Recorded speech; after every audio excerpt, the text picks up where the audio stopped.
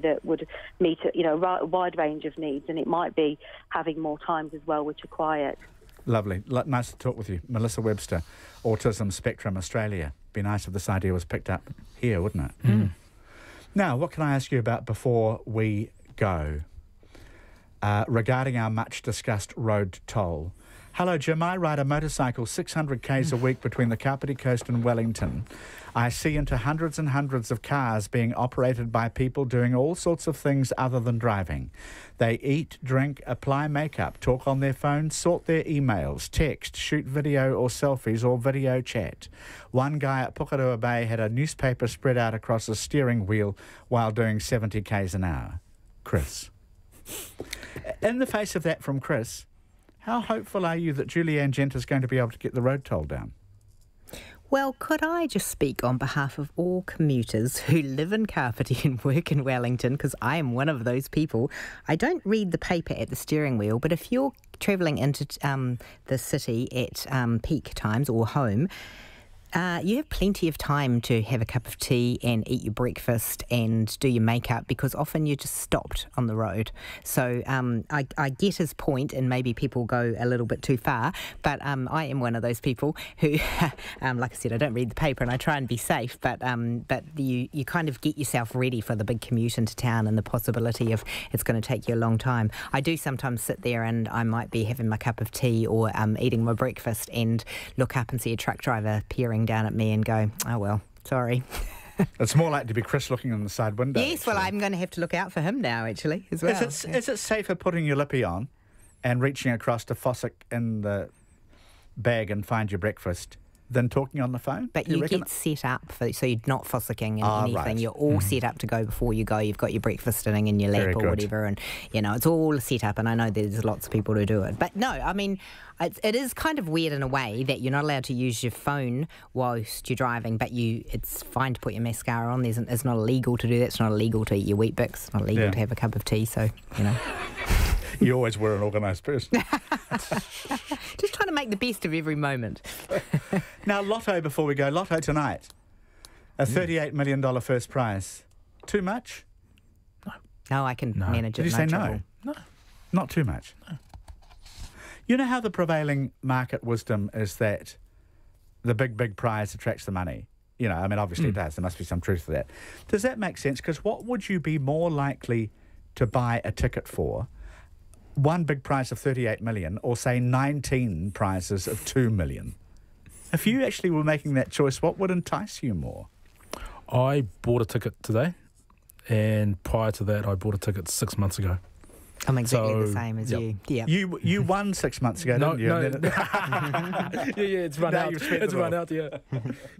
Okay, so the big prize attracts you. Yep. All right. And it's exciting and it's hype, and people were talking about it, and you'd mentioned it, so I went, oh God, Lotto, and bought one on the way here. Yeah, in addition to that, someone sent me the app as well, so I've got the My Lotto app, so it's much easier for me to. It'd be funny if you did one tonight. So, Cass, you wouldn't be enticed by $2 million prizes. You'd go for the big one as well. Oh, look, I'm not really a big Lotto buyer, so it was more I'm enticed by the excitement of the whole thing and that everything's talking about it. But the logic is right, but I was never very good at maths, so... Yeah, no, good point. And I'm sure that applies to everybody. Cass Carter, thank you for your company today. Thank you. Peter Fata for you. Fafatai. Fafatai, love it. Always nice to see you as well. Thank you. That's us, everybody. We're back tomorrow. Thanks for listening to us. John Campbell on Checkpoint now.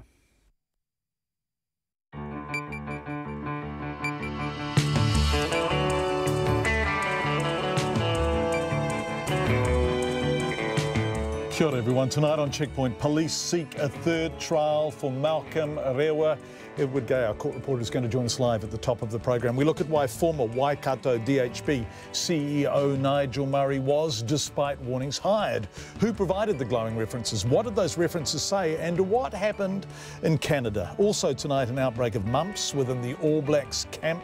A row over business class travel at Auckland Council could be taken all the way to the country's top public watchdog. And a sexually explicit so-called joke sent by a Hamilton City councillor to a journalist backfires, and Mark Bunting faces a disciplinary hearing. All of that and more coming up after the news at 5.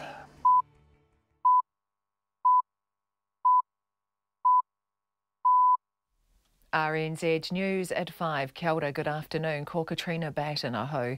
The Crown is moving to have the serial rapist Malcolm Rewa tried for the murder of Susan Burdett for a third time. This afternoon, the police confirmed to Radio New Zealand News the Crown has filed papers in the High Court in Auckland. Edward Gay reports.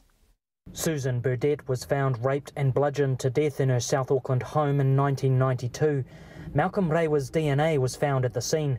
He was eventually sentenced to 22 years in prison for the rape of 25 women, but 2 juries could not decide if he was guilty of murdering Miss Burdett, and a stay of proceedings was issued. Instead, Taina Porter was convicted for the crime on the strength of a false confession.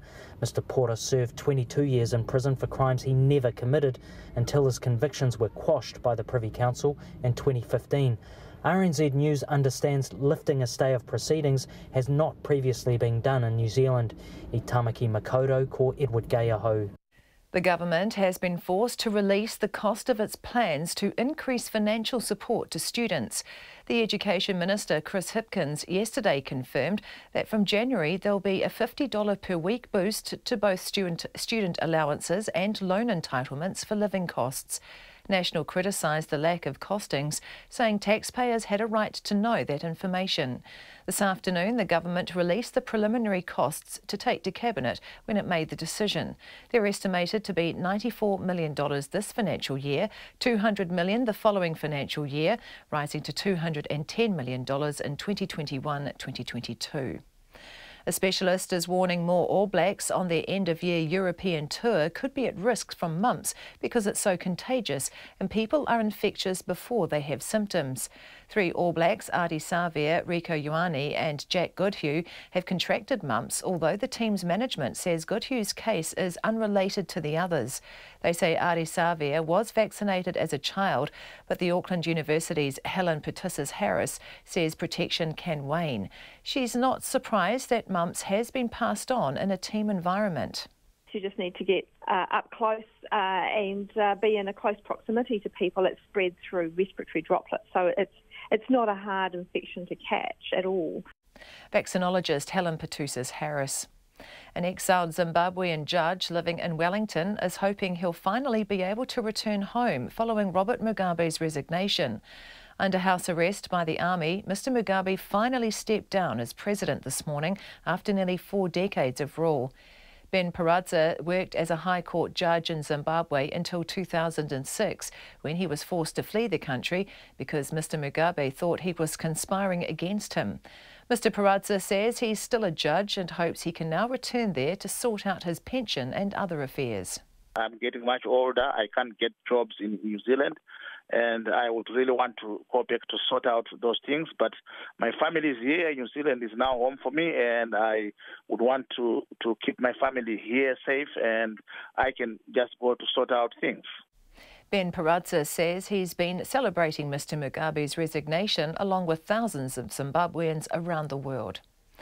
David Cassidy, the teen heartthrob who became part of American popular culture during the 1970s, has died. The 67-year-old, who had been diagnosed with dementia, died in a Florida hospital from organ failure. The BBC's Peter Bowes reports. David Cassidy had been ill for some time. Earlier this year, he announced that he was ending his 50-year career. He said he was suffering from memory loss and arthritis, which made performing difficult. He became an overnight sensation as the star of The Partridge Family, the 1970s sitcom about a mother and 5 children who formed a rock and roll band. David Cassidy went on to a hugely successful solo career with legions of fans around the world. According to his publicist, the singer died surrounded by those he loved, with joy in his heart and free from the pain that had gripped him for so long. Peter Bowes. It's 5:04. To sport, and the England coach Wayne Bennett has leapt to the defence of Kiwi skipper Adam Blair in the wake of New Zealand's shock early exit from the Rugby League World Cup. Blair has been strongly criticised for comments he made in the wake of the quarter-final loss to Fiji, when he insisted the side was in good heart and he was proud of the team culture. The comments infuriated some Kiwi League fans, but Bennett, who has coached Blair at the Broncos for the past 3 seasons, stands by him as a leader. I just think it's terribly unfair the amount of pressure they have to come under so quickly, and the young men not experienced at it to that extent as well. The country's just been beaten. It's not easy. Wayne Bennett also says he's open to coaching the Kiwis if offered the role in the future. Meanwhile, the Kiwis will play 3 rugby league tests in England next year, with dates and venues still to be confirmed. The Palmerston North golfer Tim Wilkinson will return home to play in the New Zealand Open for the first time in more than 10 years. He'll be joined by fellow US-based professional Steve Alker for the event in Queenstown in March. The Hokitika javelin thrower and Paralympic silver medalist Holly Robinson will be the only New Zealander competing in the para track and field program at the Commonwealth Games on the Gold Coast next year. The Commonwealth Games has a limited para track and field program. That's the news. Tonight on Nights, we find out more about who or what is behind the artificial intelligence in episode 9 of our cyber thriller, Life After. This week's overseas correspondent, Peggy Ravel, is on the line from Medicine Hat, Canada, and we present K2. Not the mountain, but a couple of blokes called Kev who formed a duo to perform and record the folk music of the West Coast. On Nights with me, Brian Crump, after the news at 7 on RNZ National.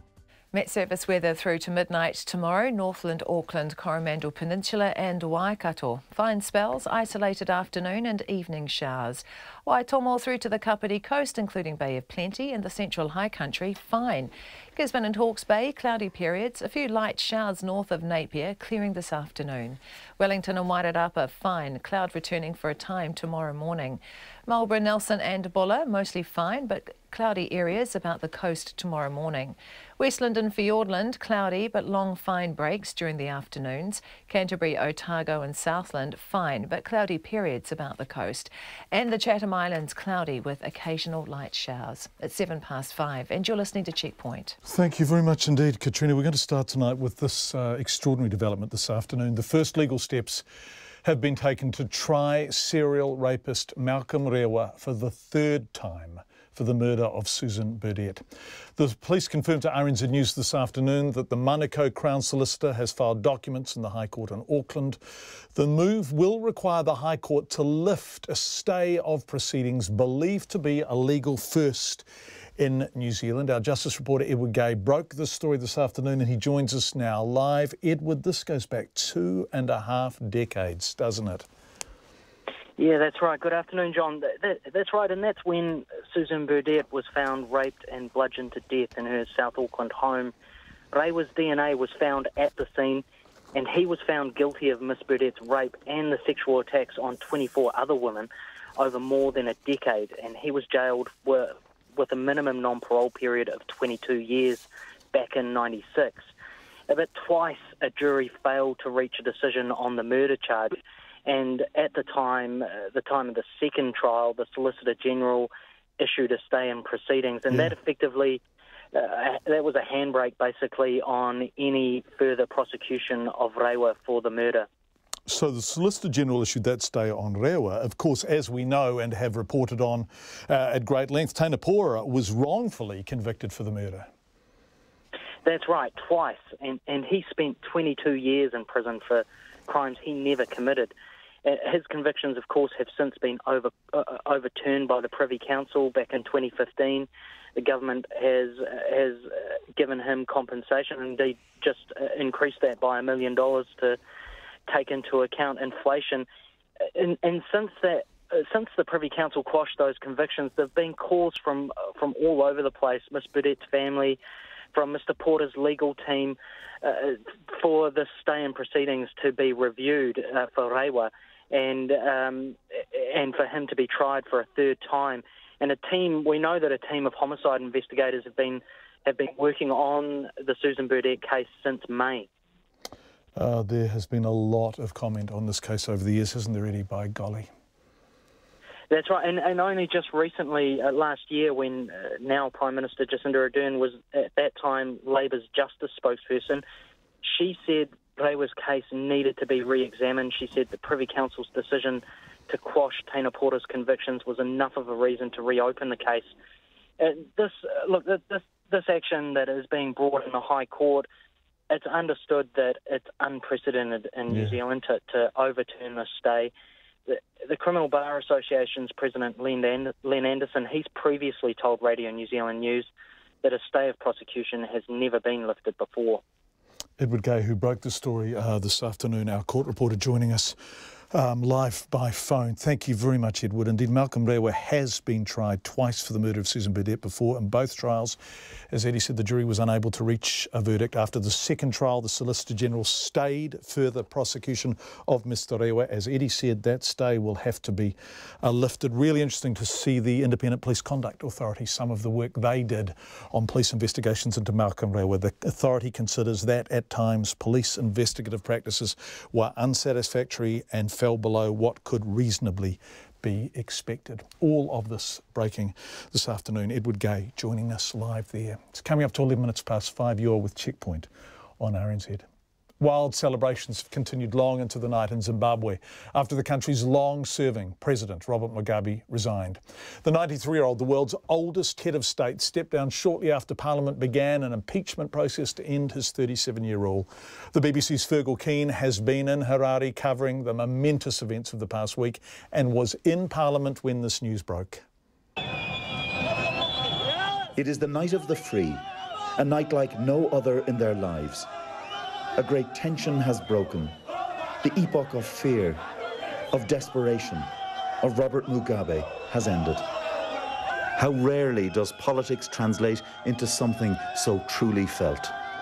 This is history in the making. We have never thought that something like this was going to happen in Zimbabwe. This is history, you guys.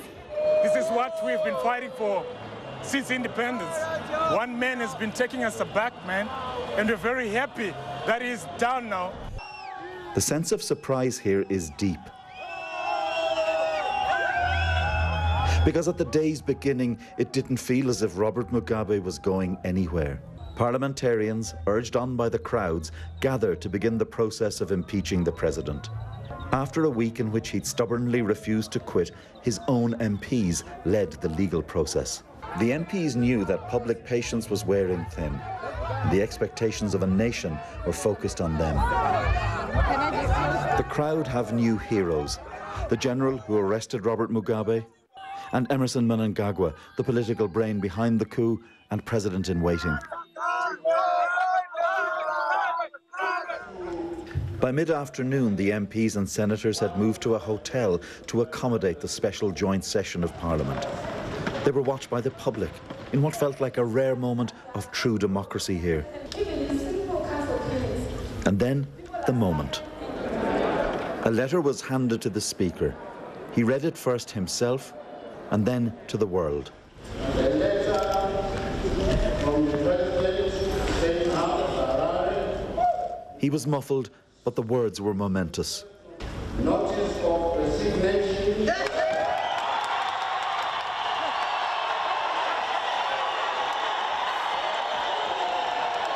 Many who a week ago would have cheered Robert Mugabe now exulted in his fall. And we're here right at the moment that they've heard that Robert Mugabe has resigned from the presidency. And you can hear it cheering from ZANU-PF MPs, from opposition MPs, and from members of the public who've come here to witness what's happening. They didn't expect it. They thought that this could be a potentially elongated process of impeachment, but it hasn't happened. He's gone, it's over. A week ago, most foreign journalists were banned here. Today, MPs were eager to speak with me. This is a huge moment for your country. What do you feel? Absolutely. This is a revelation that the people, if they speak their mind, if they speak their hearts out, change will come. I'm feeling very happy.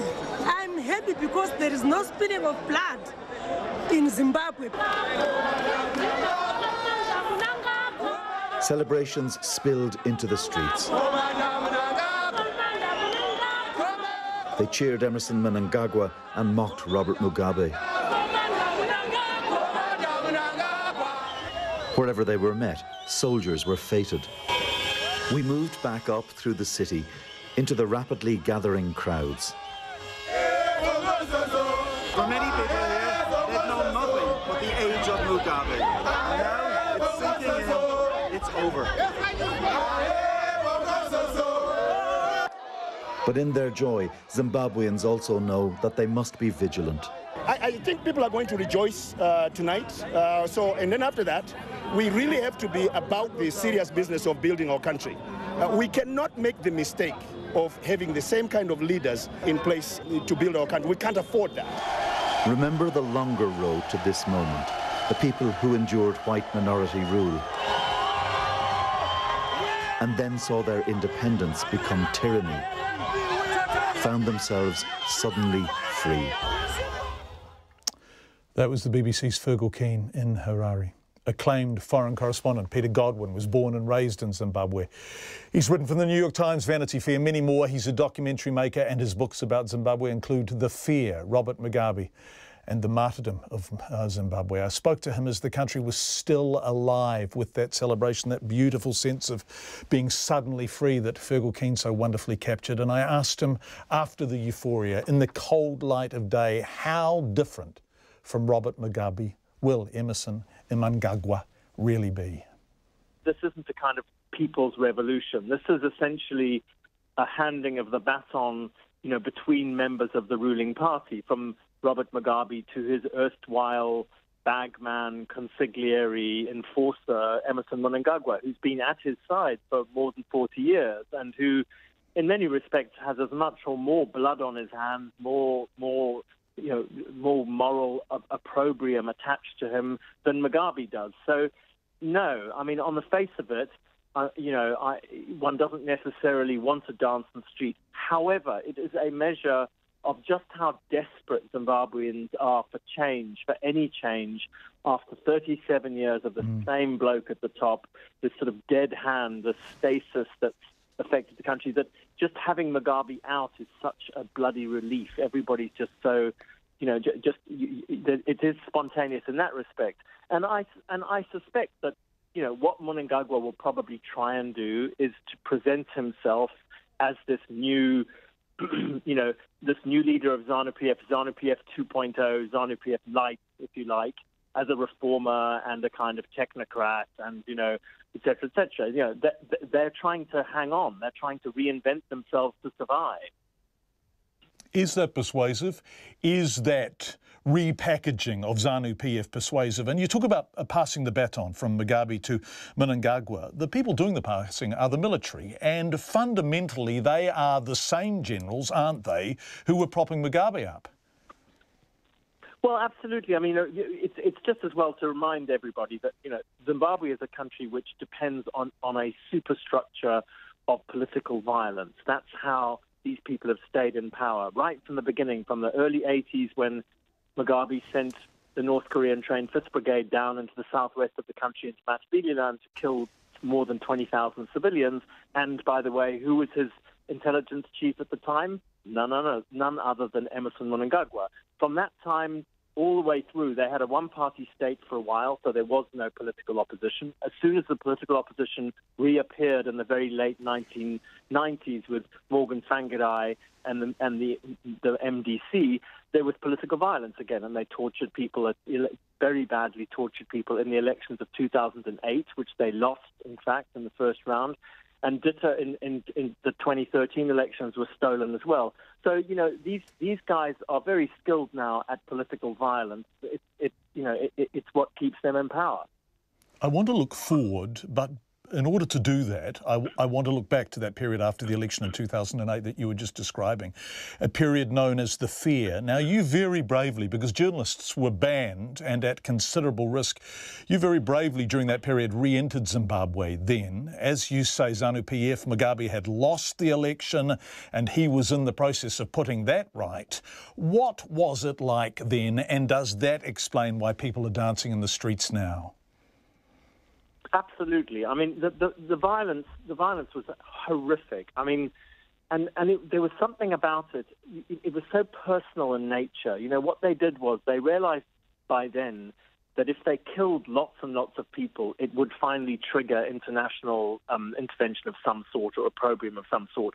And so they did a thing which we started to call politicide, in the sense that it's below genocide. You're not killing hundreds or even thousands of people, but you're torturing. It was torture on an industrial scale, and it was done from a script because all the people I talked to, they told the same stories. The beats of the stories were exactly the same. They were very badly tortured, but their torturers were quite careful not to kill them. They were very, very badly and gorily tortured. And then it was done on a catch and release basis. They were then released back into their home villages. And these people were sort of low to medium level opposition party officials. They were released back to their villages, limping or taken in wheelbarrows or whatever. And there they functioned as sort of gory billboards, pour encourager les autres, to show people that this is what happens if you oppose the regime. And you only have to do that so many times for it to elicit a Pavlovian response in people. They know that you're going to do it. They're terrified. So, if Mnangagwa was very much part of that process, if the same generals who were there then are still there now, if the dancing in the streets is more about relief at the departure of Mugabe than a heartfelt hope for some great new order, what is it Zimbabweans are in fact hoping for now? What is the best possible scenario for the people who are dancing as we speak? I think what may well happen is that ZANU-PF what they're trying to achieve is to manage transition, to manage change, to move from one leader to the other, but keep their system basically intact. The other problem they face is the economy is sort of going south again. Zimbabwe is already a failed state, but it's going back into an inflationary spiral. There's shortages, etc. They have to attend to that, and so I think that they do actually. They may well decide that their best chance for survival is to make some reforms, but not enough reforms to actually kind of legislate themselves out of power. Now, it's possible that in the next few days and weeks you'll see Mnangagwa, when he has to form a new cabinet, you'll see him reach out to some opposition members and even to some people who aren't in any political party, people who are sort of technocrats who are good managers. That's entirely possible. He's going to rule until the end of what would have been the end of Mugabe's term. In other words, mid-2018. They'll have to figure out when they do the next elections. But they may well lose control of this. For example, you saw the scenes in Harare and in the rest of Zimbabwe where the army, which has facilitated what is, in a sense, they kind of umpired or helped to manage this movement between one ZANU-PF leader to another. But everybody was hailing them as heroes and jumping up on their APCs, having selfies taken and all that kind of thing. And it's quite possible that these soldiers are young men. They're in their early 20s. They've just been in their barracks. These guys haven't seen much action, and all of a sudden they're being hailed as heroes. And it's kind of a cool thing, a cool thing to have happen to you. And it's possible that it might actually change the way they behave, and that they decide they don't want to be an oppressive force. They don't want to take part in that system anymore. So there are a number of ways that ZANU-PF could lose control of this beast. What sort of state of the opposition in? That was very evocative, your description of the fear period in 2008. The opposition, functionaries and politicians and middle-grade party supporters being returned to their homes, having been tortured to near death in wheelbarrows. 9 years on, what kind of nick is the opposition in?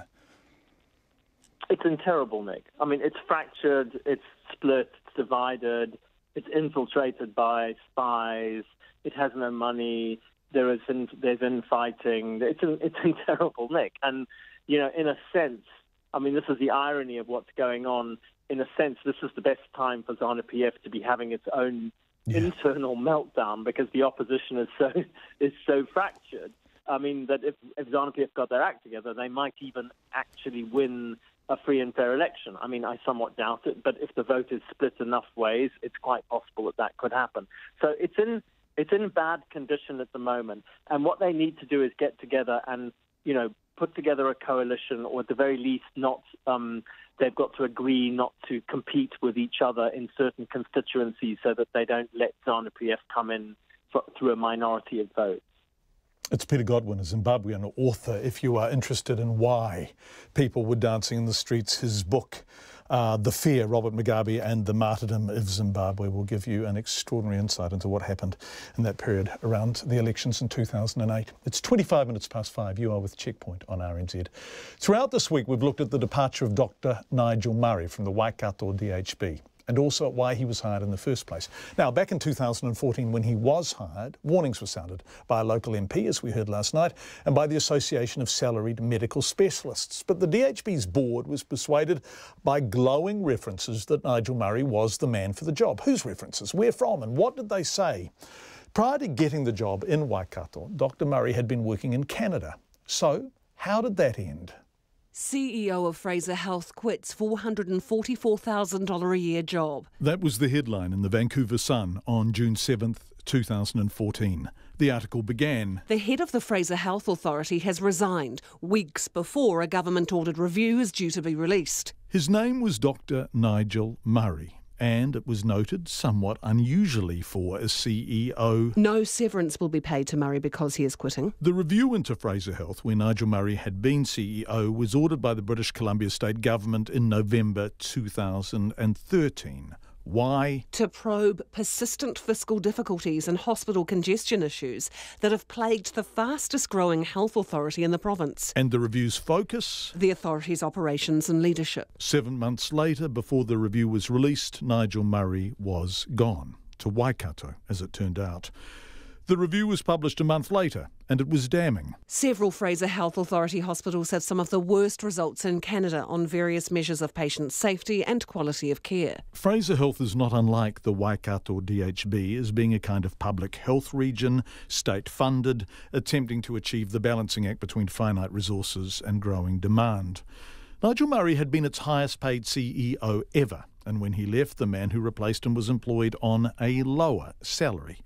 Murray's travel expenses had attracted attention. Another BC newspaper, the Abbotsford News, reported, quote, When he was at Fraser Health, Murray claimed $140,000 in expenses over an 18-month span in 2008 and 2009, with officials citing demand for his services at conferences around the world. So as at Waikato, his travel expenses were high. But in Canada, it was hospital conditions that Nigel Murray was being grilled about. It is safe to say some of this province's doctors and nurses have reached the breaking point. That's Jill Kropp from Global TV, BC, introducing an interview with Nigel Murray in March 2014, 4 months after the government's review was announced and 3 months before he resigned. Now, the interview followed increasingly public whistleblowing by senior medical staff about hospital conditions in Nigel Murray's patch. Overcrowding, they say, is now starting to affect patient care. And joining us tonight, the president and CEO of the Fraser Health Authority, Dr. Nigel Murray. Dr. Murray, thank you for your time this evening. Thank you for having me on the show. What do you say to these medical professionals who are really raising the alarm in a fairly public way about overcrowding, particularly in ERs? His answer is a long one. The interview continues for 11 minutes. But what's clear is that by early 2014, the public health entity Nigel Murray was CEO of in Canada was under government-ordered review and was being publicly called on for hospital overcrowding by senior medical staff. He then resigned so abruptly he received no severance pay and became the CEO of the Waikato DHB, despite warnings here in New Zealand. Well, I met with Bob Simcock early in June 2014 because there had been media speculation that Nigel Murray was the frontrunner for the DHB's CEO role. That's former Labour MP Sue Moroney talking on Checkpoint last night. She warned the DHB against hiring Nigel Murray.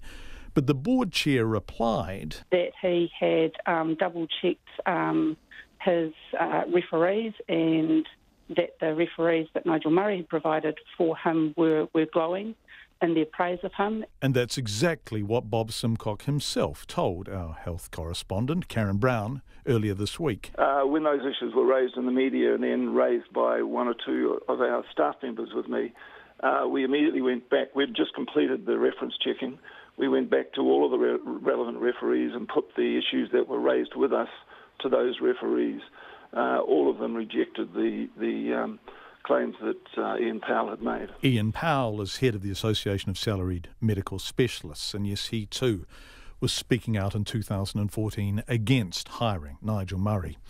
So a man who'd arrived from Canada with the public health entity he'd been running under government-ordered review, whose hospitals had been the subject of public criticism from doctors and nurses and media scrutiny too, who had resigned abruptly with no severance pay before the review was released, and whose appointment was being questioned by a politician and an organisation representing doctors, had such great references that he got the tick from the DHB anyway. Who were those references from? And what did they say? No one would tell us, even under the Official Information Act.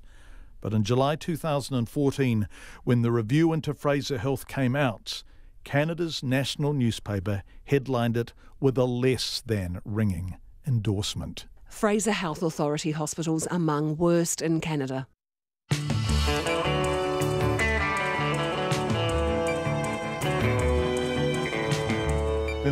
29 minutes to 6, you're with Checkpoint on RNZ, and thank you for being with us. Coming up, an outbreak of mumps within the All Blacks camp. Not ideal when they've got a game against Wales this weekend. What happens to the air points accumulated by Auckland Council's business class travellers? A sexually explicit so-called joke sent by a Hamilton City councillor to a journalist backfires as Mark Bunting faces a disciplinary hearing on Friday. We would love your feedback on anything we are covering tonight. You can text us on 2101. You all know those 4 digits. You can tweet us at Checkpoint RNZ, Facebook, Checkpoint with John Campbell, or email checkpoint@radionz.co.nz. Thank you for your feedback. We love hearing from you. Nona is next with business, but before all of that, Katrina with headlines. The Crown wants to have the serial rapist Malcolm Rewa tried for a 3rd time for the murder of Susan Burdett. The police have confirmed to RNZ News the Crown has filed papers in the High Court in Auckland. Ms Burdett was found raped and bludgeoned to death in her South Auckland home in 1992. Malcolm Rewa's DNA was found at the scene, but 2 juries could not decide if he was guilty of her murder. The government has been forced to release the cost of its plans to increase financial support to students after criticism by National. From January, there'll be a $50 per week boost to both student allowances and loan entitlements for living costs. The preliminary costs are estimated to be $94 million this financial year, $200 million the following financial year, rising to $210 million in 2022. A vaccination specialist is warning more All Blacks on their end-of-year European tour could be at risk from mumps because it's so contagious and people are infectious before they have the symptoms. 3 All Blacks, Ardie Savea, Rieko Ioane and Jack Goodhue, have contracted mumps. People have partied into the early hours in euphoric scenes on the streets of Zimbabwe after the resignation of the President Robert Mugabe. The 93-year-old leader, once celebrated as an independence hero but who became a feared dictator, resigned a week after the army and his former political allies moved to end his 37-year rule. David Cassidy, I'm very sad about this. David Cassidy, the teen heartthrob who became part of American popular culture during the 1970s, has died. The 67-year-old, who had been diagnosed with dementia, died in a Florida hospital from organ failure. And the recent spate of warm weather has prompted a warning for Wellingtonians to conserve water, with this month's consumption reaching a 5-year high. On Sunday, residents in Wellington, Porirua and the Hutt Valley consumed 30 million litres, more than a typical day, and in volumes not seen in November since 2012. Those are the headlines. I'm back at 6. We were talking about the Partridge Family before, David Cassidy, and Jeremy, our brilliant sound operator, said, "What's the Partridge Family?" I know. Didn't that make us feel old in here? Very old. Nona and I both wanted to marry him. Yeah, I wanted to. We were going to fight over it, but now it's too late, apparently. Yes. Yes, it is. Nona Peltz. It's not too late to talk about business, he says, with the worst segue in the history of broadcasting. It must be. New figures show migration is still high, but numbers are off their peak. That's right. Yes, we have seen a plateau in the numbers. They sort of peaked in July, and we've seen the slowest rate, I guess, net migration is how we're describe it. So that's how many people are left over after we've subtracted those who've left. And so we were just over 70,694 last month. And in July, we were above 72,000. So, yeah, I mean, the numbers are definitely slowing down. That's an annual figure, right? That's an annual figure. And so, yeah, I guess, okay, what's happening? Some of the analysis is that it's the students. We've seen a plateau in the number of students coming.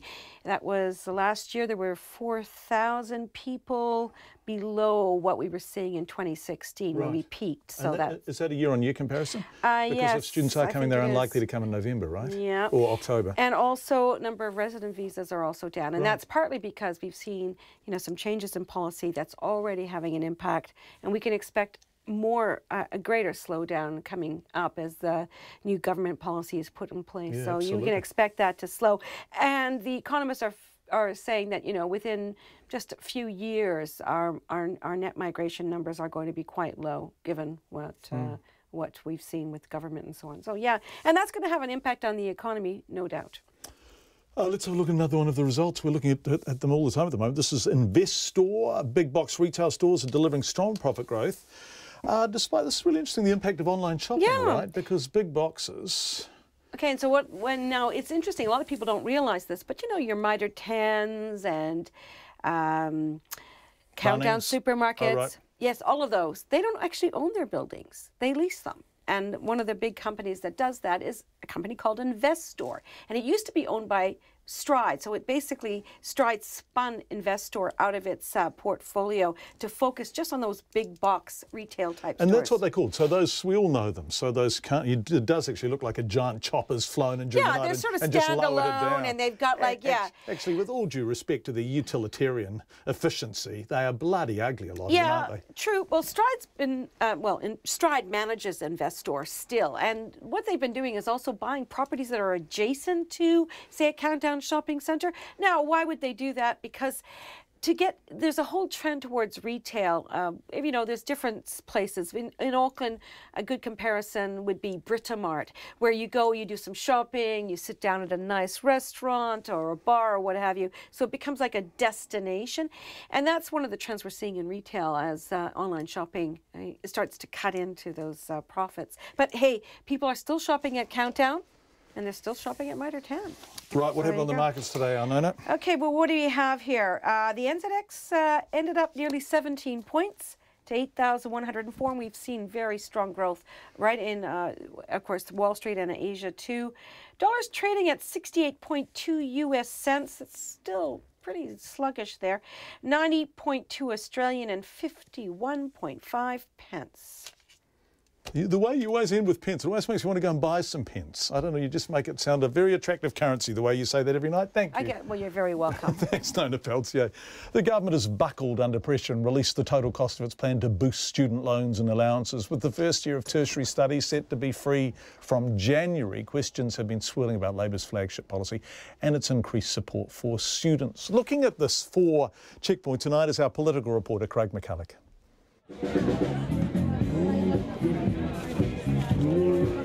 The sun was out in Wellington for lunch, so too the Prime Minister, serving up strawberries and ice cream to help raise money for hospice care. Jacinda Ardern was less generous with the media, though, when it came to questions about when the government might release some of its costings. We're talking a matter of weeks here, and we want to make sure that when we release those figures, they're as robust as possible. The government yesterday confirmed a $50 a week boost to both the student allowance and loans from January. But when it came to the cost, nothing. Instead, it said the figures would be released in several weeks, along with more details about its fees-free policy. The numbers will, of course, be released. We just want to make sure that they're as close to final as possible when we do. That time came sooner than expected, not the several weeks flagged. In fact, just a few hours later. The policy is estimated to cost $94 million this financial year and $200 million the next. That's actually less than Labour had said before the election. The sudden reveal came after mounting pressure from National MPs who have zeroed in on the scant details so far. So I think it's highly unusual that the government would make such an announcement without releasing the cost of the policy at the same time. People deserve to know how much that is going to cost. And they say there are still big question marks over the wider fees-free policy. More details on that are expected in the next week or two, but till then, the tertiary sector's somewhat in a state of limbo. We don't know enough about how it's going to be implemented. Chris Whelan, the head of Universities New Zealand, doesn't yet know exactly who will be eligible for the free year. What about superannuitants or people who've previously dropped out without a degree? We're looking at probably what's going to be a very busy period over Christmas when a lot of people are trying to have holidays. Students trying to work out, what are they doing next year or what aren't they doing next year. We know it's tight, which is why we've signalled as early as we could that this was our ambition absolutely to introduce it, and it was on track. So we've given that strong message to students. It is going to happen. Labour's also confirmed that Australians will have to have lived in New Zealand for 3 years if they're to qualify for the free year of study. Roughly 4,600 Australian students are currently studying at universities here. The policy is to be rolled out over several years, culminating in 3 free years from 2024. From Parliament for Checkpoint, Craig McCulloch. 20 minutes to 6. A sexually explicit so-called joke sent by a Hamilton City councillor has blown up in his face well and truly. The journalist he sent it to says it was cruel, hurtful and that she's been humiliated by it. Mark Bunting has apologised to Angela Cumming for sending the joke, which was a play on her last name, via Facebook, but he now faces a disciplinary hearing on Friday. His actions have also reopened a complaint by another councillor that there is a culture of sexism around the council table. Here is our Waikato reporter, Andrew McRae. Mark Bunting's in his first term as a city councillor. He also runs a communications company, and on its website he describes himself as coach, director and all-round good guy who's driven to improve the world he lives in. Prior to all that, he was a commercial radio breakfast jock. Councillor Paula Southgate says there's no place in public life for such actions. She believes Mark Bunting has made a very big error. I don't support that behaviour at all. I think it was very silly and disrespectful behaviour. And of course he's paying the price for that now in terms of how the public feel about that. Councillor Angela O'Leary has already complained about a culture of sexism on council. She's been there for 10 years and says she's only noticed the sexism in the current term of council. Particularly as a woman in this industry, in politics, we learn to build a thick skin and become resilient. But then, when push comes to shove, enough is enough. And it's offhand comments. We'll be talking about an issue for the city and there'll just be sort of throwaway comments across the table between some of the men around their wives. It's hard to put into words. Angela O'Leary says she complained to the Mayor earlier in the year. The culture's quite severely broken and I've continuously had conversations with the Mayor and CEO and nothing seems to be changing. Councillor Gary Mallett disagrees. There are jibes and sexist comments being carried around the do. I haven't noticed any. They water off ducks back to me. Nothing I've ever heard, or very little that I've heard, has been deliberate. I think there's been the odd tongue-in-cheek comment made, but I think people just need to be a little bit tougher. I think, it's disappointing that people are becoming so limp-wristed, to be honest. The Mayor, Andrew King, says early this term, his first as Mayor, there may have been some sexist comments being made around the table, but now he's on to it. Certainly become much more aware of that now and keeping a much heavier hand on anything like that comes up so I can nip things in the bud. On the streets of Hamilton today, locals didn't believe there was any place for sexist comments, and in particular Mark Bunting's sexually explicit joke. Not on. These guys are elected to be sort of leaders and voice for the city. Not on. Lead by example. Yeah, no, I just think that sort of thing's inappropriate for someone in a prominent position like that. I mean, there's obviously a position of influence that he holds, and I think that, those sort of things need to be kept out of the public arena. I think it's inappropriate to anybody that's an official to just randomly think they have the right to talk to a citizen in any way that's derogatory, really. You're in a responsible position. Former Hamilton Mayor Margaret Evans, who served 3 terms, has a clear message to all councillors. Please always remember that what you're doing illustrates to particularly our young people the way in which our society should operate. Don't do stupid stuff. Mark Bunting will appear before the Council's Disciplinary Committee on Friday. The committee has the power to demand an apology, censure a councillor or remove them from council committees. In Hamilton for Checkpoint, Ko Andrew McRae. The All Blacks are kind of staggering towards the end of the season, aren't they? One final game to go. It's against Wales this weekend, and more All Blacks are at risk of contracting mumps. As the third player goes down with the disease, the All Blacks say Ardie Savea, the Hurricanes' loose forward, is in isolation with a mild case, and it's likely he caught the disease from fellow back Rico Ioane, who was diagnosed 2 weeks ago. They say their cases are unrelated to Jack Goodhue, who arrived late on the tour after he too contracted it. Goodness, a leading vaccinologist says one of the tricky things with mumps is that it's infectious for days before symptoms appear, raising concerns other players could be at risk. Remember, the All Blacks room together when they are away, two in a room. Rowan Quinn reports.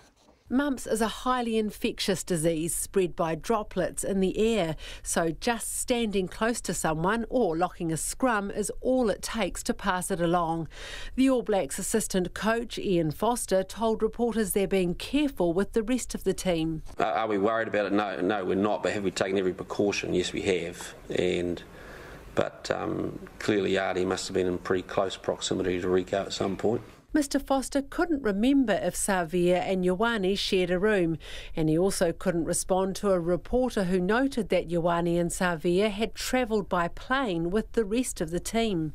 I mean, clearly it caught us on the hop a little bit. I mean, it's not something that you get a lot of, and so it has come out of the blue a little bit. But you know, we're really satisfied with the way Doc's reacted really quickly with Rico, and obviously Ardie was susceptible, even though he's done everything right in the past. Most of the All Blacks fall within a group that's generally more susceptible to mumps, 11 to 30-year-olds who grew up during a period of low vaccinations. The All Blacks say Savea had been vaccinated, but an Auckland University lecturer in vaccinology, Helen Patoussis-Harris, says the protection provided can wane over time. She says the All Blacks should consider giving the rest of the team a jab. One of the options when you've got a situation, an outbreak situation, and you have seen people who are fully vaccinated getting the disease, and you also have others around who aren't vaccinated or don't know, the simplest solution is to go out and just give a dose of vaccine. Dr Patoussis-Harris says she's not surprised the disease has spread within the team, given its highly contagious nature. The assistant coach Ian Foster says the team Dr Tony Page has done a good job. It's something we've taken really seriously, so it's not like we're just sort of sitting back taking it for granted, and I know Tony's done a great job of isolating it but clearly Ardie's caught something.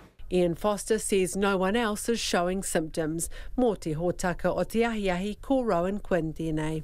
13 to 6. A row over business class travel at Auckland Council could be taken all the way to the country's top public watchdog.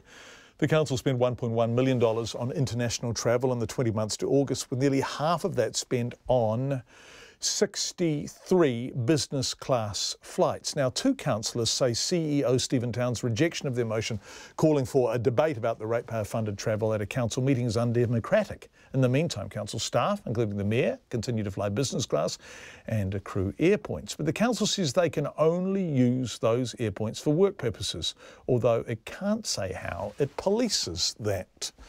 Looking at this for us here is Anusha Bradley.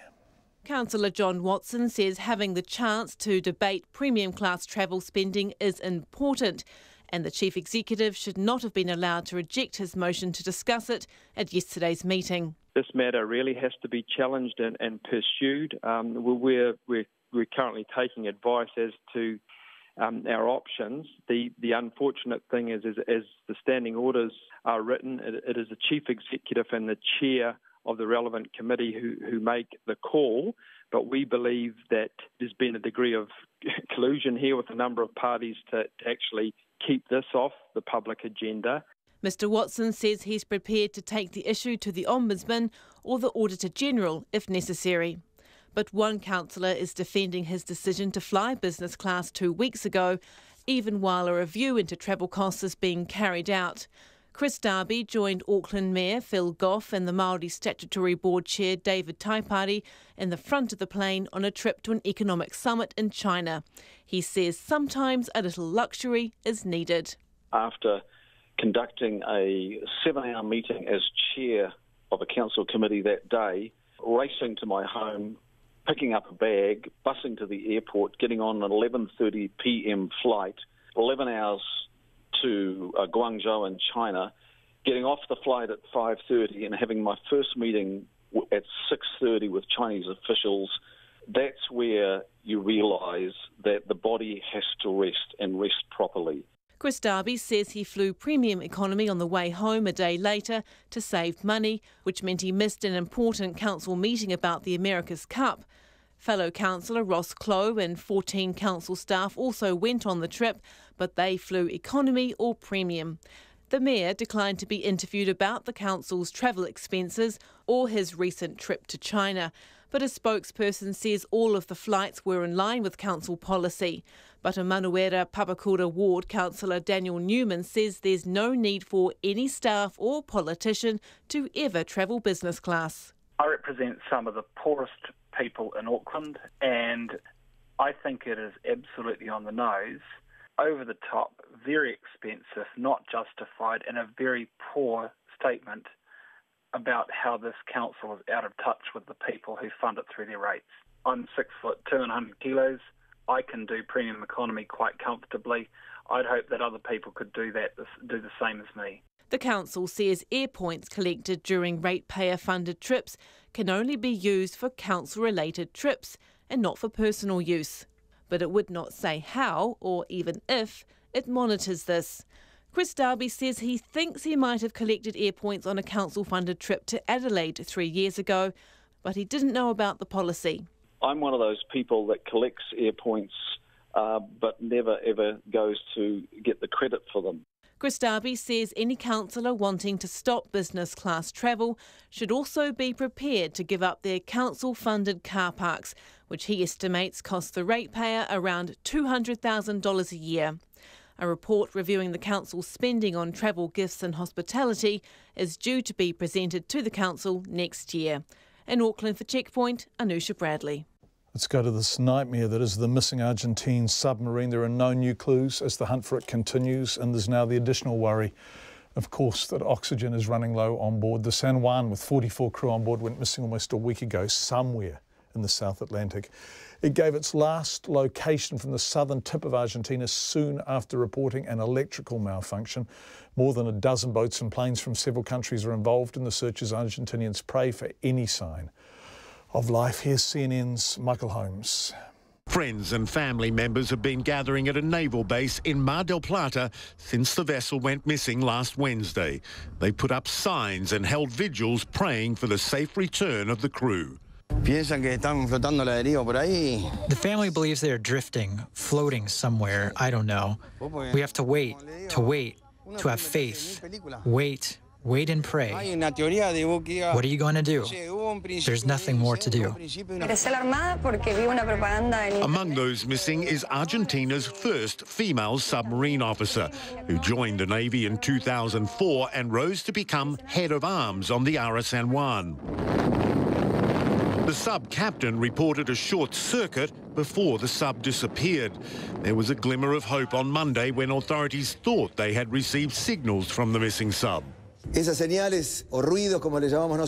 signals, or noises as we call them, were brought to the operations center, where they were analyzed with specialized computer programs to be able to determine and confirm that these signals were from the submarine. And in the end, it was determined that the signals did not come from the submarine. Argentine authorities insist every effort is being made to find the missing crew. 7 nations have joined the search, the US sending in a plane and a team of experts, along with a US Navy rescue crew. President Mauricio Macri visited the base earlier this week to meet with the officers leading the search and to meet with families as well. As family and friends continue their vigil at the base, authorities have brought in a psychologist to help counsel relatives. They are in a stable state, I would say. Stable, but with uncertainty. A feeling of uncertainty, but yet hope that their family members will return safely. It's about 5:30 to 6. Zach Fleming, our wonderful reporter, is sitting beside me in the studio with some breaking news, a story that we've been looking at a lot. Zach, what can you tell us? The Independent Charities Registration Board has just sent us an email saying that 2 of Destiny Church's charities will be removed as charities. They'll on the 20th of December because of quote, their persistent failure to meet their annual return obligations. So familiar Checkpoint listeners will know that this has been going on for quite a while now. 2 of Destiny Church's charities, they have 13 in total, haven't filed financial returns for 2 years. They've been giving warning after warning after warning. And finally, the charities board said enough is enough. If you don't file your financial returns, you'll be deregistered. They still didn't meet that final deadline, and so that the notice to deregister them was sent. They appealed that notice for deregistration, so it went to the charities registration board for a decision, and that decision has just come in.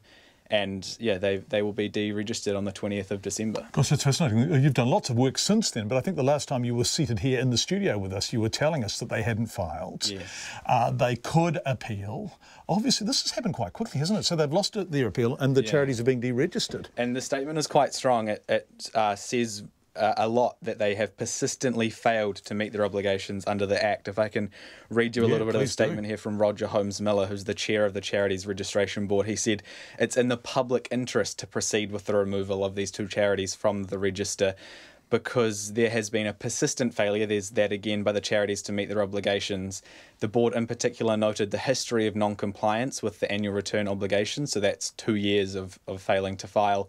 And the board considered that the integrity of the charities register would not be maintained if charities persistently fail again to meet their obligations to file annual returns. So it almost sounds the way that this has been written, that they want to send a message to charities that to maintain the integrity of the charities register, that if you don't file, you will be deregistered. Right, so to summarise, 2 Destiny Church charities off the charities register. Yeah, and these are 2 of their biggest charities as well, the second and third biggest charity, and they'll be deregistered on the 20th of December. They have until then to appeal. Zach Fleming with that breaking news. Thanks so much, Zach. We really appreciate it. Of course, if Hannah Tamaki or Brian Tamaki are listening, we would very much love to hear from them. Haven't had an interview with the Tamakis for a wee while. We'd be keen, obviously. 3.5 to 6. We were talking about this before. Some people have heard of the Partridge family. Younger listeners haven't, but he was the teen heartthrob whose travelling family band became part of American popular culture in the 1970s.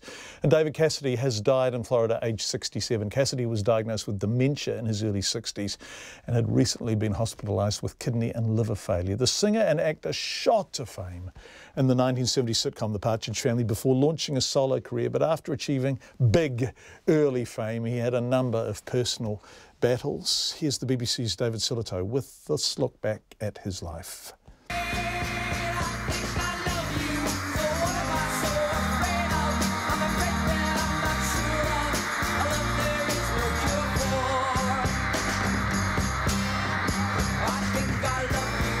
It was just mass hysteria. I couldn't walk down the street. I couldn't go anywhere. It's one of those nights when you turn out the lights. In 1970, a young actor called David Cassidy became the star of a new TV program, The Partridge Family. Over the next 4 years, he made 96 TV episodes, recorded 15 albums, and toured the world. When 20, 30, 40, 50,000 people screaming at the top of their lungs, "I love you!" It's so overwhelming, man. It's like, whoa. At one concert in London, a girl died and another 800 were injured in the hysteria. In 1974, exhausted, overwhelmed, he retired from show business. He was 24. To be honest with you, I've been touring about, I guess, 3.5 years, and I'm really tired. Perhaps sometime I'll come back and do it again, but it won't be as the David Cassidy as we know him today, you know.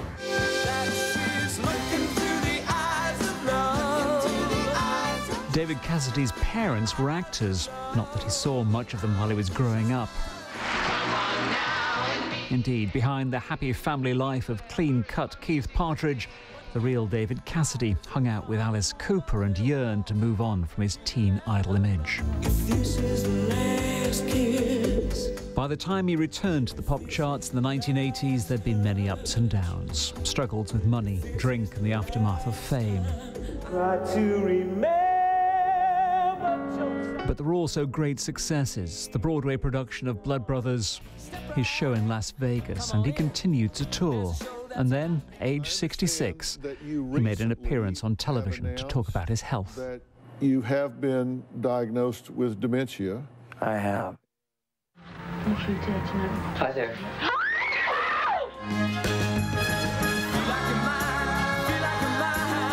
David Cassidy, actor, singer, but above all, even 40 years on, for a certain generation, he would always be their teen idol.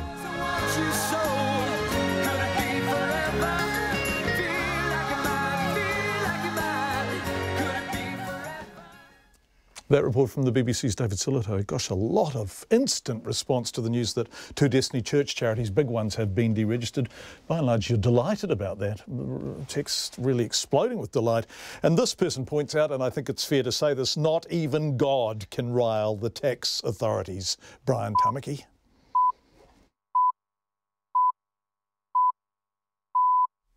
RNZ News at 6. Ngā mihi nui, good evening. Ko Katrina Batanaho. The Crown has filed papers to have the serial rapist Malcolm Rewa tried for the murder of Susan Burdett for a third time. Susan Burdett was found raped and bludgeoned to death in her South Auckland home in 1992.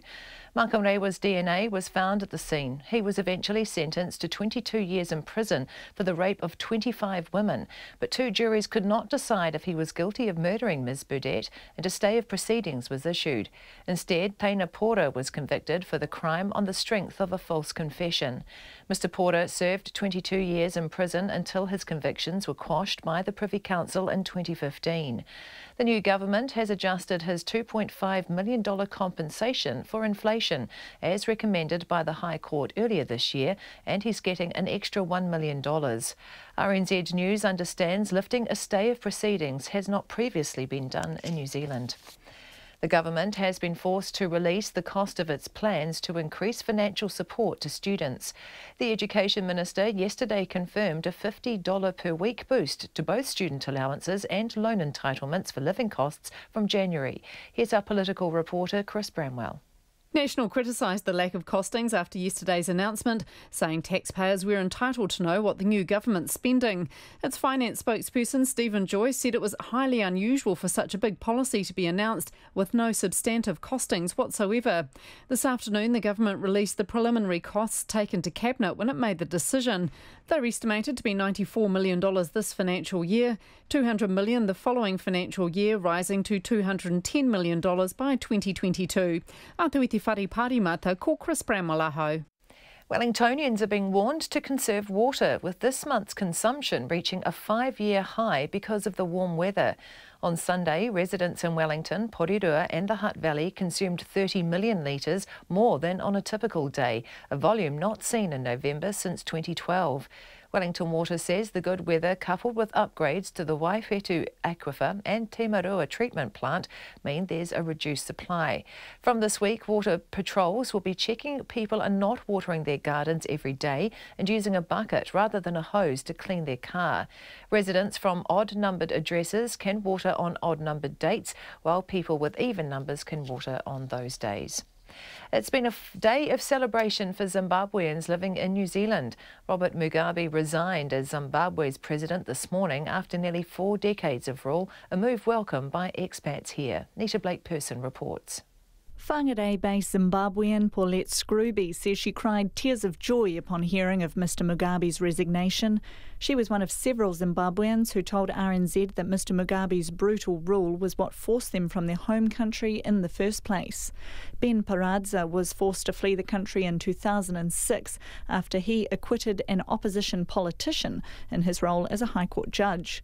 He hopes that Mr Mugabe's resignation may mean he can finally return home. Officials from the governing ZANU-PF party say the former Vice President, Emerson Mnangagwa, who was sacked by Mr Mugabe weeks ago, will return to the country tomorrow and be sworn in to lead the country. Ko Nita Blake-Person, TNA. A Christchurch company has been ordered to pay more than $40,000 in compensation and lost wages to an employee who lost his job because of concerns about potential problems his epilepsy might cause. Kelly Gillen had worked for Amcor Flexibles as a printer for about 20 years before having a seizure at the factory in June 2015. Following a medical assessment, he was restricted to day shifts for 6 weeks, but again fell sick at work in October 2015. Further medical reports followed and his employment was terminated in 2016 on the grounds of medical incapacity. The Employment Relations Authority has ruled there was procedural unfairness in the handling of his dismissal, and a fair and reasonable employer would not have decided to dismiss him at that stage. 2 Auckland councillors are vowing to challenge a decision by the chief executive yesterday blocking their motion to discuss council spending on luxury travel. It comes after a council report found more than $500,000 was spent on business class travel in the past 20 months to August. The motion was put by John Watson and Efessel Collins. Mr Watson says the move by the chief executive, Stephen Town, was a deliberate attempt to stop the issue being discussed, but he believes it may not comply with the council's standing orders. He says he'll raise it again with Mr Town, but if that doesn't work, he'll take the matter to the Ombudsman or the Auditor General. It's 6:05. To sport, and the England opening batsman Alistair Cook says the team hasn't been distracted by speculation about whether all-rounder Ben Stokes will play in the Ashes cricket series starting in Brisbane tomorrow. The British police are yet to say whether Stokes will be charged following a brawl outside a Bristol nightclub in September. Cook says England has the depth to cover the absence of Stokes if he doesn't play. You can't just always pin your hopes on one guy. You know, if there is a bonus of him making the trip at some stage, that'd be great. But I can honestly say it hasn't been spoken about in the changing room. There's no good for us really to talk about that. Alistair Cook. Negotiations for a world heavyweight boxing unification bout continue, with promoters of New Zealand's WBO champion Joseph Parker saying they want 35% of the financial spoils. Parker's camped negotiating to fight Briton Anthony Joshua, who holds the WBA, IBF and IBO titles. Promoter David Higgins says they're not interested in a fixed fee fight as there are too many variables. There's a whole lot of revenue streams that are potentially invisible, like host city investment, pub and club, pay-per-view, etc., etc. So a fixed fee doesn't really do it justice. We want all revenue and costs in the pot. We started around 50 or 40%, and we're going to drop down to 35% of net profit. David Higgins. And Ange Postecoglou has resigned as Australia's football coach a week after leading the Socceroos to qualification for next year's World Cup finals in Russia. That's the news. Costly travel for councillors. I find this completely wrestling in the sense that we don't even know what our benefit is for this trip. High salaries in the transport agency. That would be about a 20 to 40% increase in those people's salaries. It's the kind of rise that you would expect to see some sort of transparent public explanation. A taxi shooting suspect arrested. People are confused, disbelieved, shocked, horrified, they're very concerned. Travel with us, free and easy, morning report with Mihingarangi Forbes and Guyan Espina, weekdays from 6. Then on 9 to noon, newly discovered behaviour in wild marine animals and the risks they face when sleeping. And after 10, award-winning broadcaster and artistic director of London's Royal Academy of Arts, Tim Marlowe, on showcasing Māori art. Join me, Catherine Ryan, on 9 to noon after Morning Report on RNZ National. Met Service weather through to midnight tomorrow. Northland, Auckland, Coromandel Peninsula and Waikato, fine spells, isolated afternoon and evening showers. Waitomo through to the Kapiti coast, including Bay of Plenty and the central high country, fine. Gisborne and Hawke's Bay, cloudy periods, a few light showers north of Napier clearing this afternoon. But Wellington and Wairarapa, fine, cloud returning for a time tomorrow morning. Marlborough, Nelson and Buller, mostly fine but cloudy areas about the coast tomorrow morning. Westland and Fiordland, cloudy but long fine breaks during the afternoons. Canterbury, Otago and Southland, fine but cloudy periods about the coast, and for the Chatham Islands, cloudy with occasional light showers. It's 6:08 and you're listening to Checkpoint. Thank you very much indeed, Katrina Batten. Nice to have you back. Expat Zimbabweans shed tears of joy as news broke that Robert Mugabe's 37-year dictatorship had finally come to an end. Mugabe resigned as Zimbabwe's president shortly after Parliament began an impeachment process to end his nearly 4 decades of rule. The 93-year-old, who was feted as an African liberation hero when he came to power, is expected to be replaced by his former vice president, Emmerson Mnangagwa, who's expected to be sworn in this week. As the news sunk in around the world, some Zimbabweans starting to consider heading home, where they hope a brighter future could be on the horizon. We spoke to Peter Godwin before, who thinks that might be a bit optimistic, but Nita Blake-Person spoke to some of the expats thinking about returning. Ben Paradza has been celebrating today. Now based in Wellington, he worked as a High Court judge in Zimbabwe until 2006, when he was forced to leave the country because Mugabe thought he was conspiring against him. Everybody is celebrating right now in Zimbabwe. We are celebrating here in New Zealand. We are happy about those developments. Here is a man who has caused so much grief and pain to so many of our people worldwide. They are all celebrating. You can imagine the feeling. With Mugabe gone, Mr Paradza may finally be able to head home, where he is still a High Court judge. I'm entitled to so many other things like a judge's pension. I'm getting much older. I can't get jobs in New Zealand, and I would really want to go back to sort out those things. But my family is here. New Zealand is now home for me, and I would want to keep my family here safe, and I can just go to sort out things. Mugabe gained control of Zimbabwe in 1980, shortly after the country gained independence from Britain. He ruled using guerrilla warfare tactics and seized the country's white-owned farms, crippling the economy. Millions were forced to flee, including Paulette Scrooby, who grew up in a farming town there, but now lives in Whangarei. You know, when you're in it for so long, you don't realise how much your norm shifts. And it's only when you come away and you go, oh, it's not normal to drive around with passports and foreign currency and a little safe box in your car in case you have to flee the country. You know, that's not normal. Normal people don't do that, but that's how many Zimbabweans live their lives. A change is on the horizon, with former Vice President Emmerson Mnangagwa, who was sacked by Mugabe weeks ago, expected to head the country before the next election. Ms Scrooby says she's hopeful he will lead a united country and will listen to what the people want. But other expats, like Auckland-based Kurakwasha Tue, says he's concerned the succession race will bring about more of the same. If we have a sole ZANU-PF government, we may be taken back again to the drawing boards.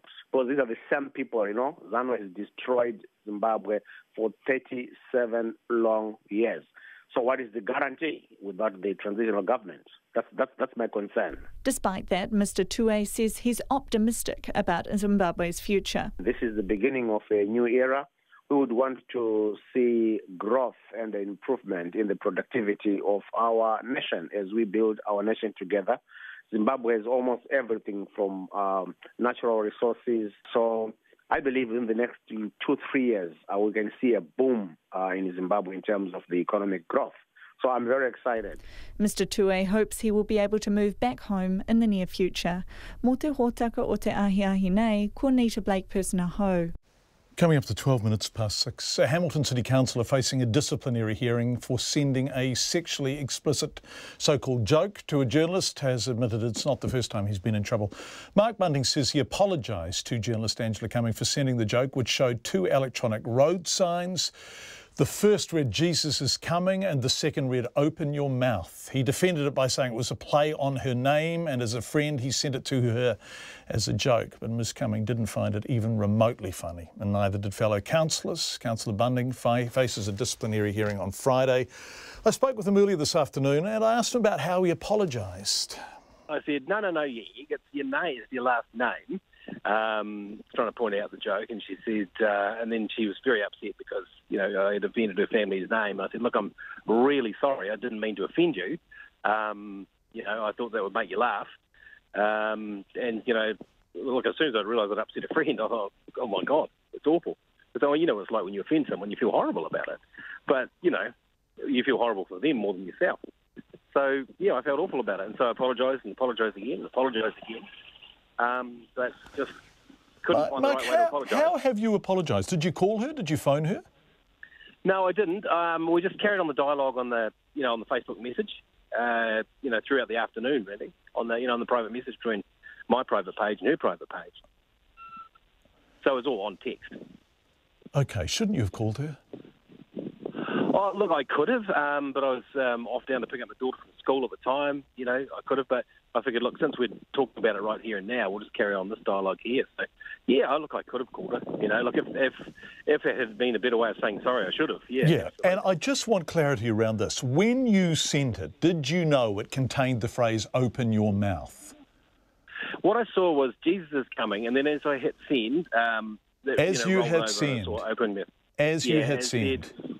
Yeah, but John, I'm not trying to make excuses. It's I saw the reference in it. There's no doubt about it, but I didn't send it in some perverse way. We don't have that kind of relationship. I just saw the wit and humour that some wag in a council building had hacked into a council facility, what do you mean? Her name was on it. What do you mean by wag? Oh, some loon had hacked into a sign, and there it was for all the traffic to see. You know.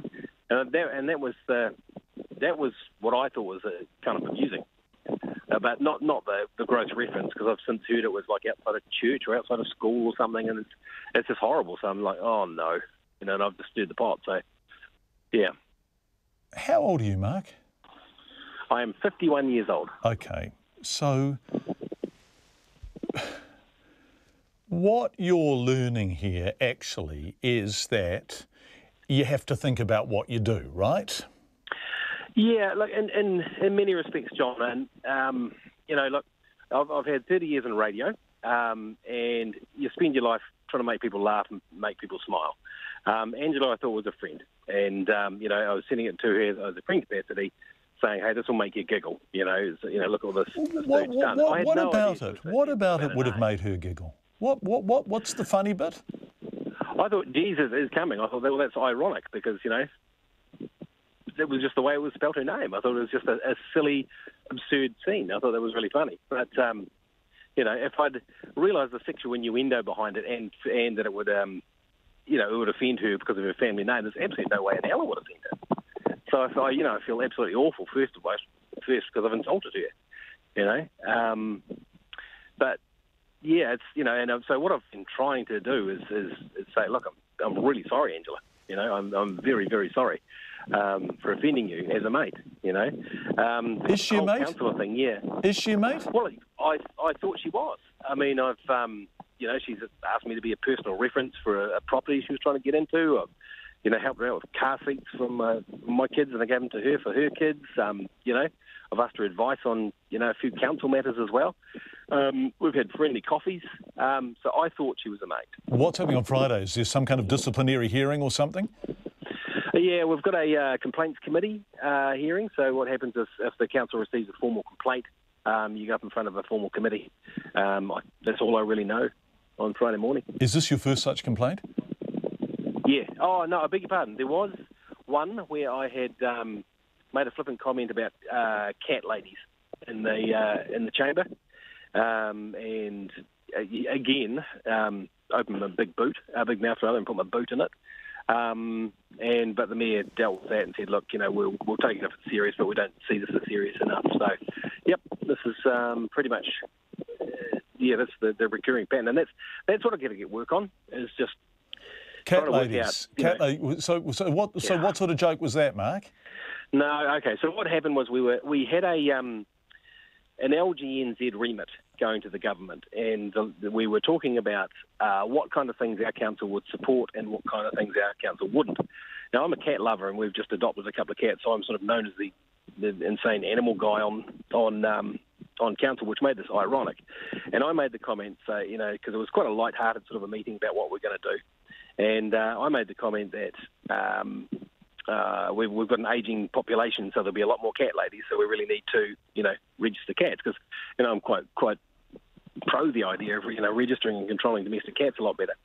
So that got reported, and next thing, I was getting some pretty strong emails from all over the country. So, dealt with that one, and, moved on. So, look, it's just a matter of thinking a little bit harder before I open my mouth.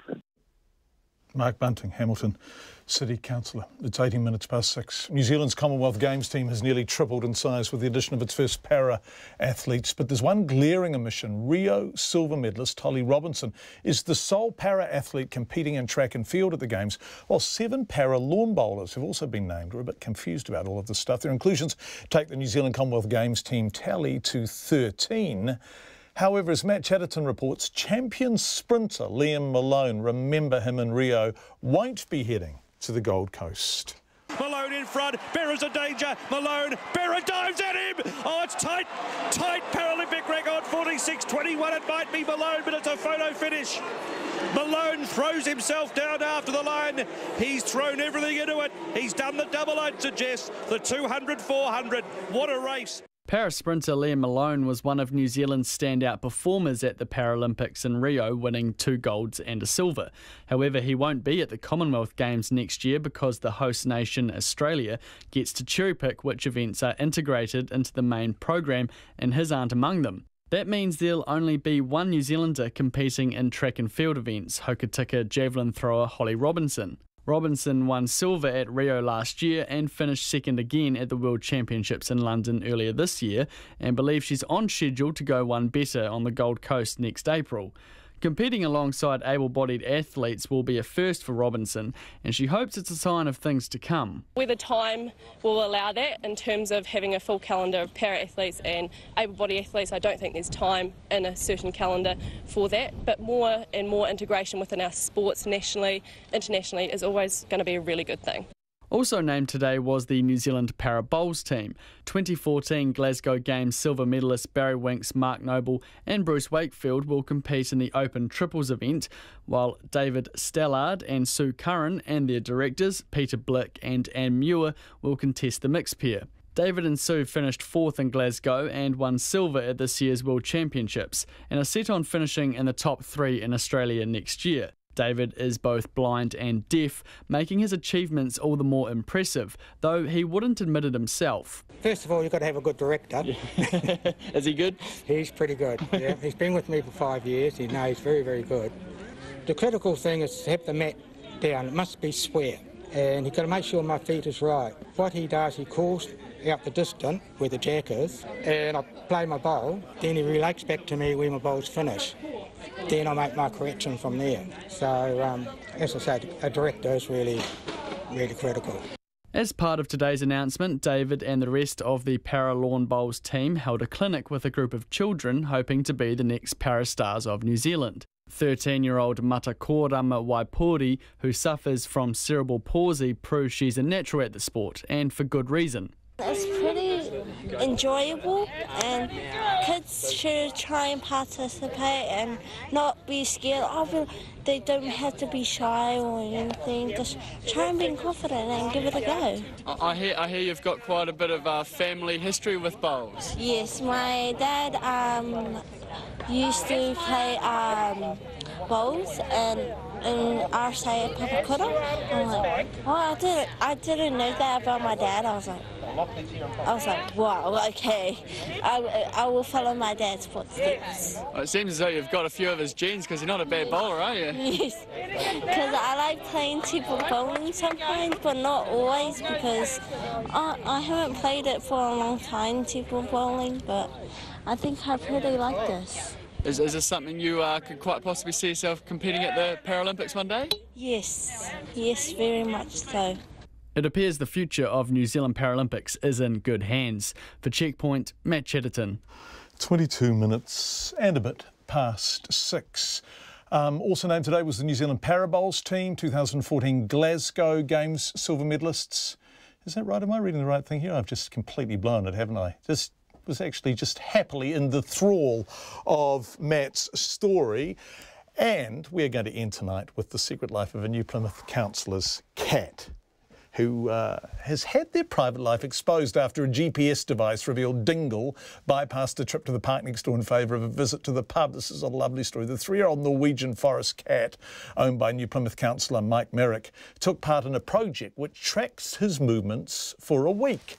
A short time ago, I asked Mike where his cat, Dingle, went. Dingle actually has a pretty tight network of where he goes. Obviously, he kind of goes off from my house. But there's some random stuff there that had me confused. I live right next door to a park. So I expected that he would spend a lot of time in the park. But the reality is, actually, he doesn't. For example, at night, when I expected him to spend a lot of time, he was only tracked 5 times in a week on the park. And in regards to the day, he never went over to the park once. So that had me confused. He tended to hang around residential houses, and somewhat alarming to me, he would cross the road. Now, I'm on a side street off the main road of New Plymouth, and he at night was crossing that road, and you could also in the satellites see the cars. That had me. There was something over there that interested him. I don't know whether he had a girlfriend or whether he had some source of food. I don't know why he kept going over there, but he did. But it was hugely risky, but I noticed that he would go sometimes about maybe 6 or 7 metres down, and then you could see cars coming, and he wouldn't do it. He'd back away. So he'd start to go across, obviously hear the noise of the cars, and then back away and didn't go across. So fortunately, at times, he had some road sense. Good boy, Dingle. Good boy, Dingle. That's it. That's what we want. Yes. And so, have you worked out, was he going to see other people? I mean, Dingle may have had a girlfriend or a boyfriend, so he may have been off to see a feline mate, right? Or, because my dad says about cats that there is no love they feel like cupboard love. And so if someone is giving Dingle a feed, he's off to see them, isn't he? Well, it's certainly possible. The other interesting thing he did was, I've got some pensioner flats down the end of my street, and he would be going down there at night, and I wonder whether 1 or 2 of them were perhaps just giving him a sneaky little feed. But right next door to that, those pensioner flats was a pub. And I noticed that he paid a couple of little visits to the pub as well. So quite what was going on there, I've got no idea. Well, we've got no, wait a sec, he's going in for a quick half, and then he's off to see the oldies next door. I reckon Dingle's got it sorted. Well, anything's possible, I tell you. You see, what this information doesn't give you is, apart from being kind of day and night, is timings. So you can't get that information, you know, to kind of make it specific. But it was certainly very different than what I had anticipated.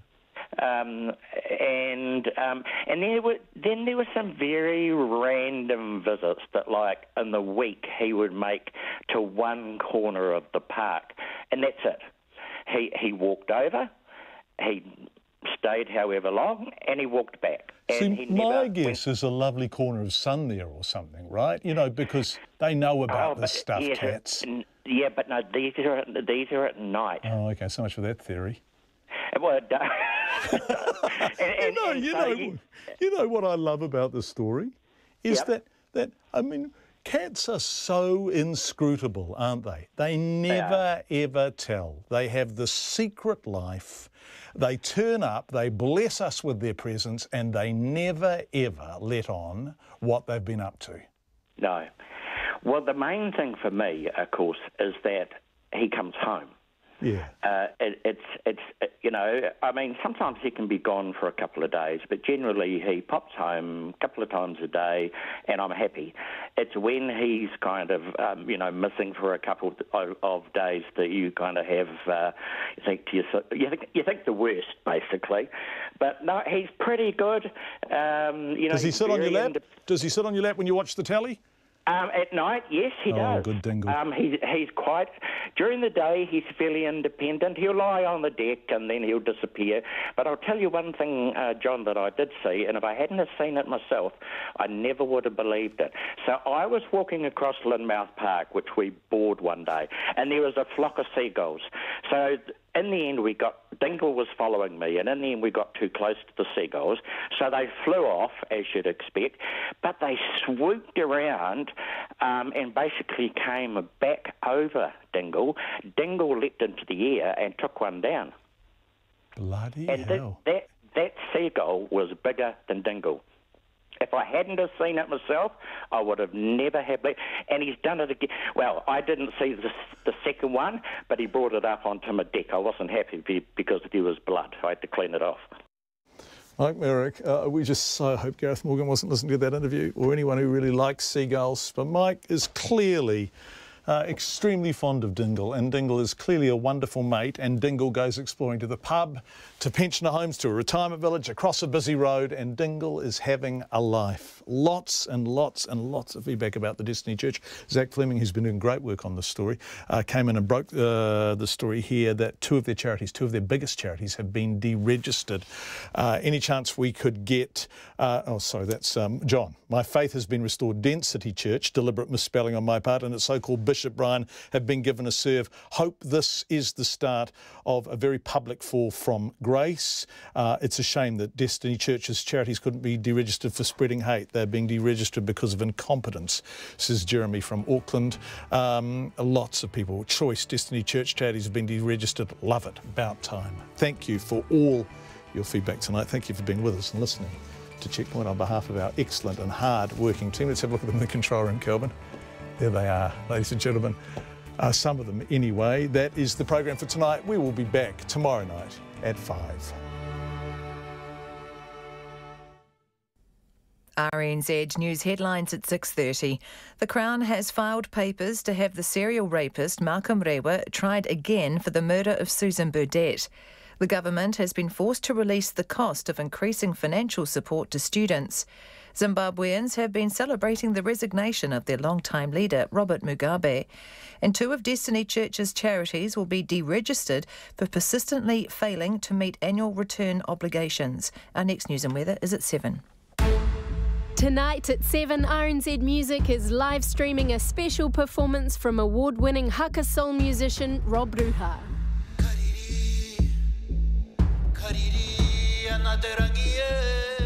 He and his band will play Waiata from his forthcoming album Survivance and answer your questions live. Head to Facebook, search